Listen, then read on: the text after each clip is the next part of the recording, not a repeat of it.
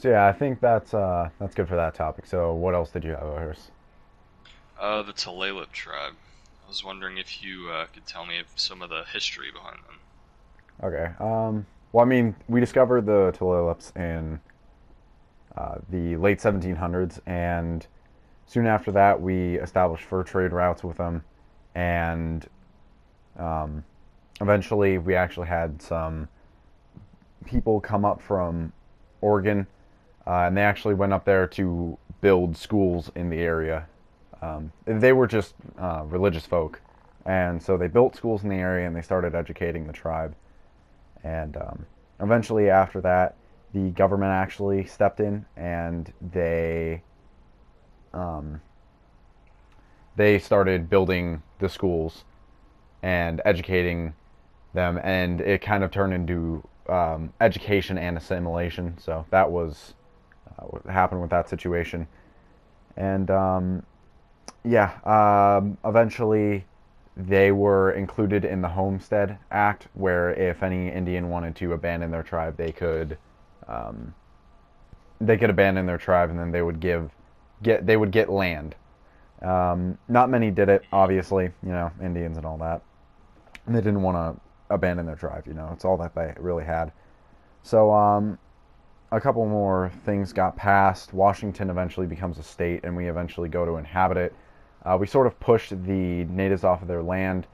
The Tulalip tribe actually agreed to just go ahead and sort of move most of their tribe to the coast. So that was um, very easy for them.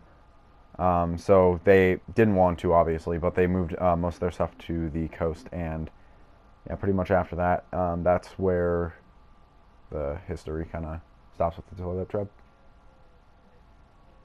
Okay. How about their culture? What does that look like? I mean, their culture is everything, like their housing. They had big, strong cedar houses, 100 to 200 feet long. The houses housed many families, so they were used to living close together. During hunting trips, like they were amazing at building, so they would use cattail mats for insulation and quick setup homes. Um, like their travel, they used a lot of canoes. They used small canoes, large canoes, canoes just for hunting, travel, all that sort of thing. Food that they ate a lot of fish, a lot of cod, steelhead, all that. They used berries, roots, and all that. They used that in just food and medicine. And they spoke Lashute, which a lot of them still know it. Like in modern times, obviously they live in modern houses. They use public transport because they have free transport on the reservation. They use cars. They Yeah. really only use canoes during tribal events.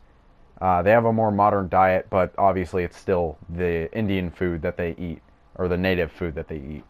And most of a lot, like all of the tribal members speak English now, along with their language of Lashute.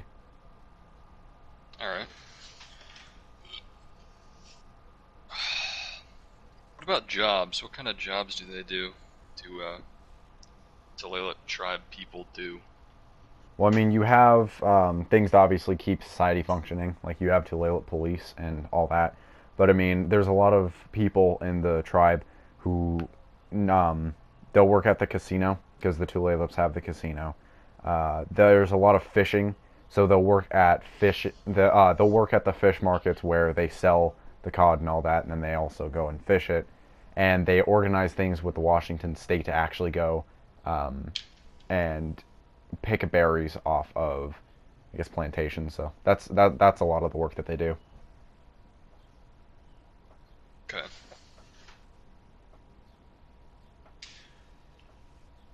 How about their government? What can you tell me about their government? Um, well, I mean, the Tulalip government is a uh, council system, so they have a seven-person board, and the board members will get together They're democratically elected, so the people have rights. And what they do is they will pass laws. Um, they will pass laws in terms of using like things like peyote, um, and they'll just kind of they just kind of keep their own little society functioning. You know, they do government things. Yeah. So yeah, Okay. democratically elected.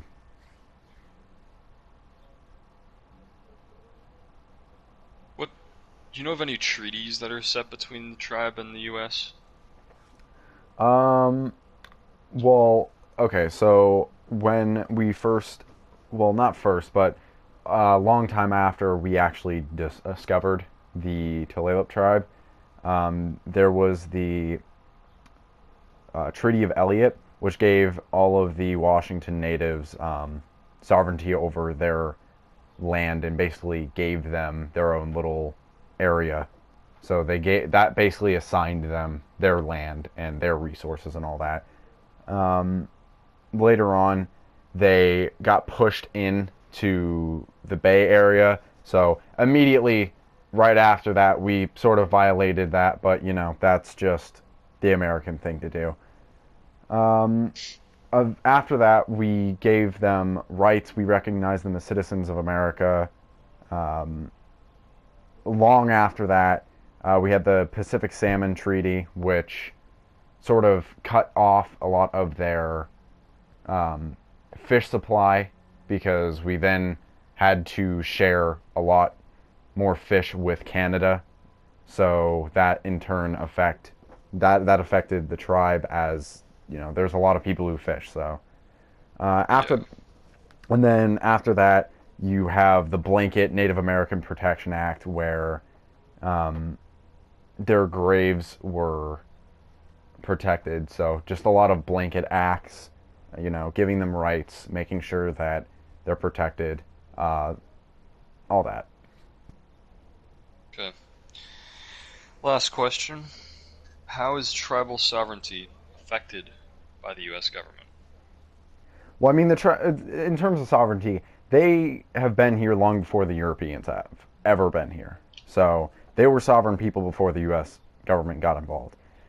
Obviously, the U.S. government doesn't want to see them as tribal, or not tribal, but sovereign people because that just complicates things. So under the jurisdiction, you know, that takes away the power of the U.S. government in a way. And so U.S. government gave them their own reservation and ensured the tribe would have sovereignty. And obviously, that's not to say that the U.S. government doesn't protect, you know, our natives because they protect them on an individual basis.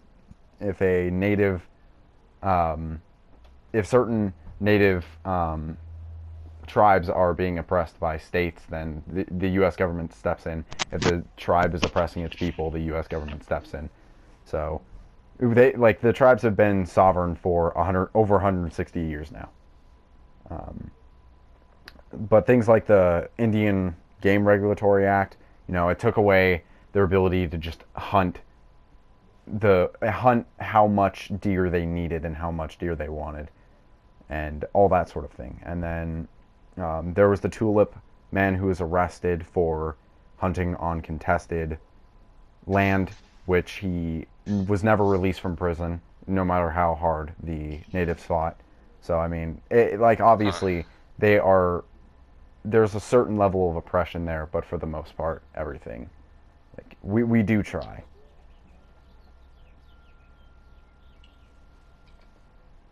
So yeah, I think that's enough for that topic. Let's go ahead and move on.